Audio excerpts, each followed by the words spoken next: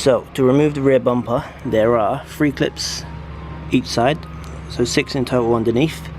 There is 3 in the wheel arch, boom, boom and boom, both sides, and then open the boot and you got a 10mm bolt either side that needs to be removed.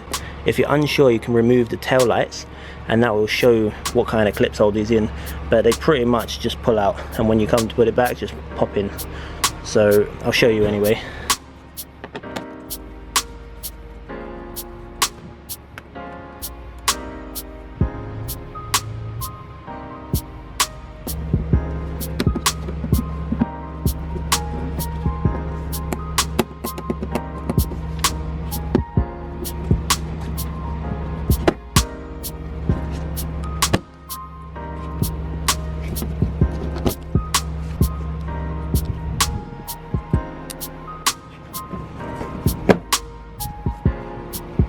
The clips in the wheel arch should look something like this.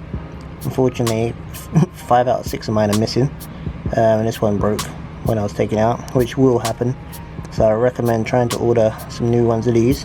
These ones you pop back in and push this in to secure them.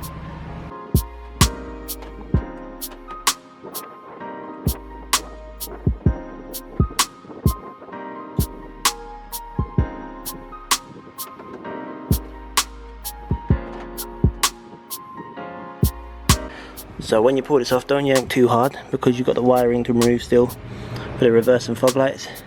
This, by the looks of it, I'm going to have to unclip each one of these. Ooh. And unplug the bulbs.